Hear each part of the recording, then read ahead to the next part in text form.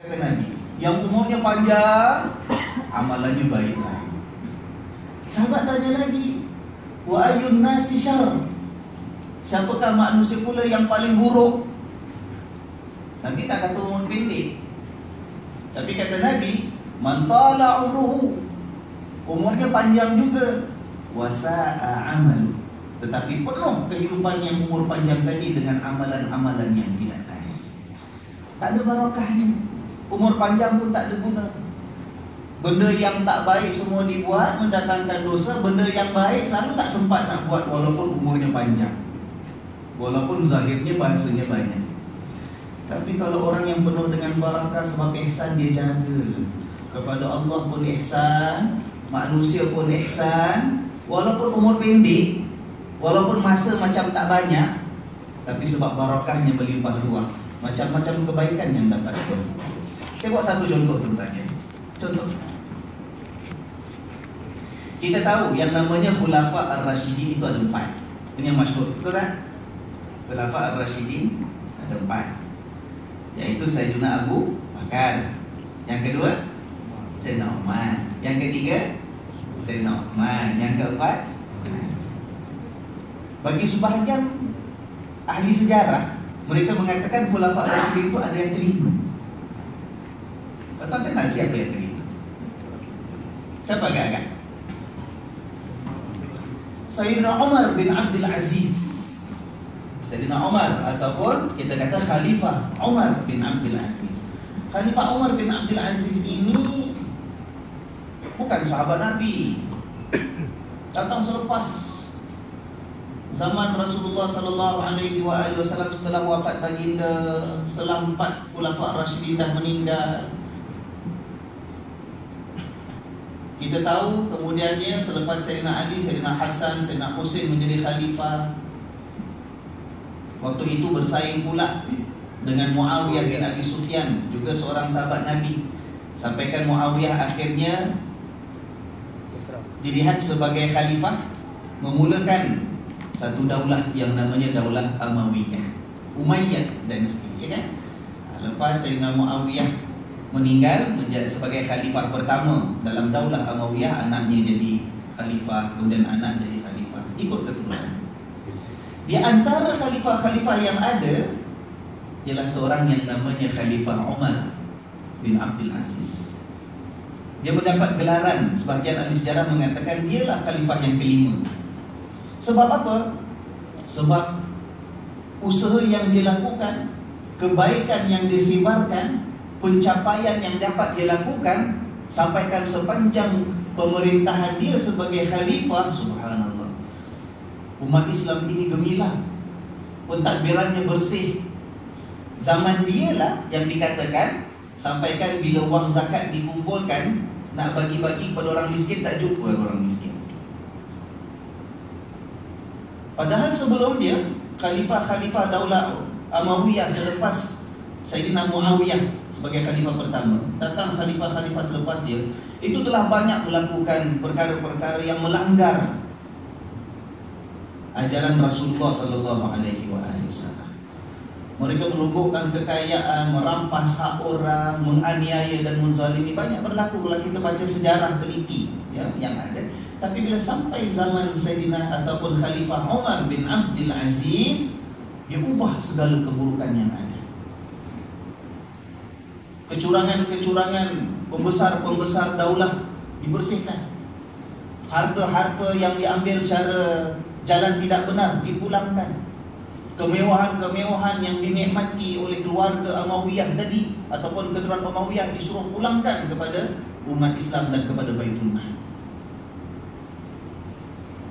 Tuan-tuan dan puan sekalian, siapa tahu agak-agak daripada zaman pemerintahan sebelumnya yang banyak kerosakan berlaku, sampai zaman dia jadi khalifah, dia boleh buat segala pencapaian, mengubah dan memperbaiki pentadbiran dan kepimpinan. Agak-agak berapa lama dia jadi khalifah? 30 tahun? 20 tahun? 10 pun tak sampai. 2 tahun setengah itu. kurang daripada 30 bulan. Daripada mula dia dilantik menjadi khalifah sampai dia meninggal dunia, mati akibat sakit diracun orang. Just imagine ya, kita bayangkan seorang pemimpin dilantik memerintah dunia Islam. Tuan-tuan, zaman tu dunia Islam bukan kat Mekah Madinah aja, dah sampai Baghdad, Iraq, Kufah, Basra, Syria, Damsyik, sampai ke Mesir, tuan-tuan. Waktu itu communication, kita bayangkan macam mana. Sekarang ada apa-apa kita WhatsApp je, orang semua dapat. Kita nak bincang dengan 30 orang dalam WhatsApp, sekali hantar satu mesej 30 orang boleh baca, bincang. Sekarang nak panggil mesyuarat pun dah malas dah. Mesyuarat dalam WhatsApp, pukul 3 pagi pun boleh mesyuarat. Manalah minta mengamuk. Kita bayangkan waktu itu, hadirnya dia sebagai khalifah dalam suasana daulah yang begitu banyak masalah. Hadirnya dia dalam keadaan kekuasaan Islam yang begitu luas. Dalam tempoh 2 tahun setengah, tuan. Sebelum dia meninggal itu, sampaikan duit zakat nak bagi pun tak jumpa orang miskin. Kenapa, tuan? Kenapa? One possible explanation, dia tu genius. Pakar sejarah tak nafikan pun kebijaksanaan dan kecerdikannya. Kedua, sebab dia pandai koordinate dan gunakan, manfaatkan, utilize resources, sumber-sumber yang dia ada. Yalah, tentera banyak, ya, gawai ramai, menteri-menteri ada, ya kan? Kekayaan dah dikumpul nak bagi orang miskin, tak ada orang miskin, digunakan, manfaatkan untuk memperbaiki pemerintahan dia. Tapi satu perkara, kita sebagai orang Islam dan orang beriman, kita yakin, tuan-tuan, kadang-kadang kita baca kisah-kisah seperti Khalifah Umar bin Abdul Aziz, kita pelik macam mana seorang manusia macam kita 2 tahun setengah, saya jadi mufti 5 tahun pun apa benda saya buat. Dan sampai masa seorang lain jadi mufti. Kisah-kisah seperti para ulama kita, Al-Imam Syafi'i, Al-Imam Nawawi. Imam Nawawi itu karang kitab, beliau mati muda, tapi jumlah kitab yang beliau karang, rahimahullah, Al-Imam Nawawi, bila orang kaji, orang kumpulkan, sekarang yang dah dicetak tu bukan semua, tuan-tuan. Ada lagi tulisan-tulisan dia yang dalam kitab-kitab ulama lain ada sebut Imam Nawawi karang kitab ini, ada disebut dalam kitab Imam Nawawi ini, tapi kitabnya tak ada, tak jumpa. Mungkin ada kitabnya dah hilang, ada kitabnya tak disimpan, ada kitabnya tak dijumpai. Tapi bila dikumpulkan, yang orang cerita dia karang kitab ni, karang, kalau dikumpulkan semua, bila gunakan logik kita, rasanya macam tak mungkin. Seolah-olah mustahil ada manusia yang umurnya begitu boleh karang kitab yang banyak macam tu. Bukan kitab ringan-ringan, bukan macam orang tulis sajak ke, tulis novel pakai hayalan dia. Nak kena buat rujukan, ada hadisnya, ada perbahasannya. Waktu itu bukan ada library nak buat rujukan, senang datang. Sekarang kita nak menulis, nak cari bahan senang. Tak payah pergi library pun, kat rumah cari, search dulu dalam nlb.gov.sg, National Library punya website. Cari dulu bahan kat situ. Jadi besok kalau betul-betul pergi library, senang jumpa. Senang, sedap, selesa, komputer ada, ya kan? Typewriter dah tak pakai lagi dah, sebab komputer dah. Salah, delete. Print tak kena, tak boleh print balik. Besok lusa tinggal retrieve. Kita file kita pergi makan angin pun, sampai Bosnia ke, sampai Afrika ke, asal ada internet aja, semua file kita boleh retrieve dalam Dropbox lah, apalah ya. Bayangkan Al-Imam Nawawi dan juga banyak lagi imam yang lain, macam mana boleh cukup umur dia tu mengarang kitab yang ratusan demikian. Maka kita orang yang beriman, kita percaya ada yang namanya barakah, pemberian Allah. Kita percaya ada yang namanya karamah, keistimewaan yang Allah berikan kepada wali-wali dan kekasihnya. Kalau kita perhatikan, sebab mereka hidup itu penuh dengan ihsan. Dengan Allah pun jaga ihsannya. Imam Nawawi, subhanallah, para imam kita yang lain. Khalifah Umar bin Abdul Aziz merupakan seorang khalifah yang sangat wara' dan bertakwa kepada Allah.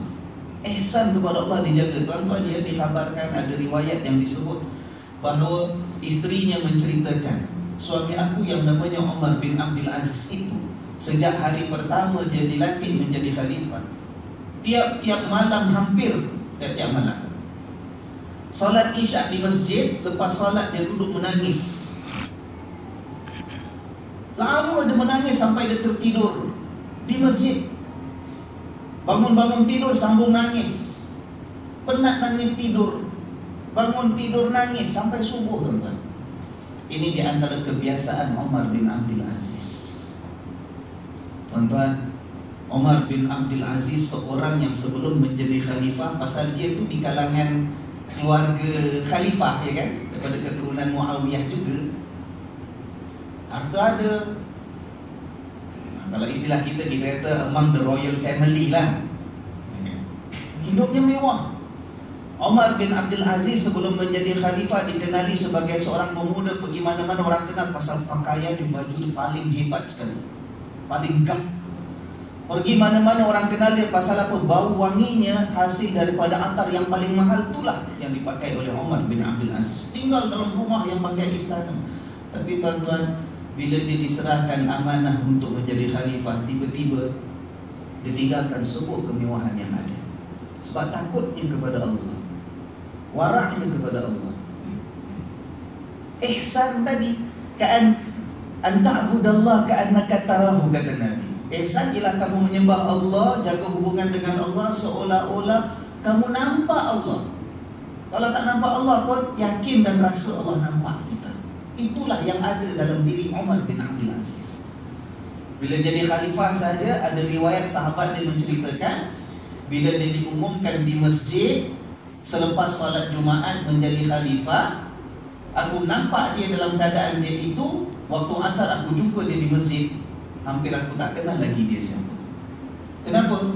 Terus berubah pakaian dia, pakai pakaian yang paling murah yang ada, kemewahannya ditinggalkan.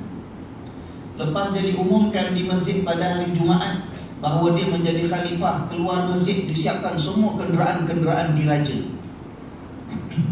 Tu kan khalifah ada kenderaan dia sendiri, kuda yang paling hebat dengan rombongannya mungkin.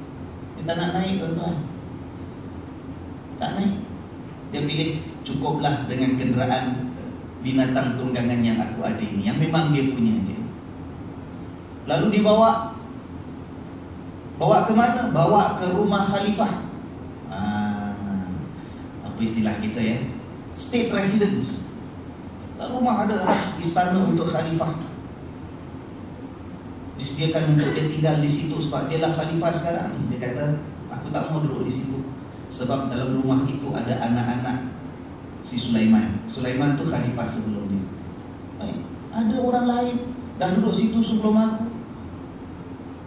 Apa hak aku untuk masuk lalu mereka keluar cari tempat lain? Tak nak, biar mereka duduk sana. Dia duduk rumah dia sendiri. Takutnya dengan Allah Subhanahu Wa Taala. Sebab itu tuan, kerana ada ihsan. Dia punya ihsan kepada sesama manusia, subhanallah, ceritanya panjang, macam-macam yang dia buat. Tuan-tuan tahu tak? Selepas dilantik menjadi khalifah, di antara perkara pertama dilakukan, dia balik rumah, dia suruh semua anak isteri dia, keluarga dia yang ada, kumpulkan harta kekayaan yang mereka nikmati. Barang-barang perhiasan dikumpulkan, simpanan yang ada dikumpulkan, semua dikumpulkan, ribuan dinar nilainya, dia sedekahkan di jalan Allah. Padahal itulah hari pertama dia jadi khalifah, tuan-tuan. Patutnya orang jadi khalifah itulah makin banyak kesempatan kan. Yang dah kaya akan lebih kaya sebab mendapat kedudukan. Tidak.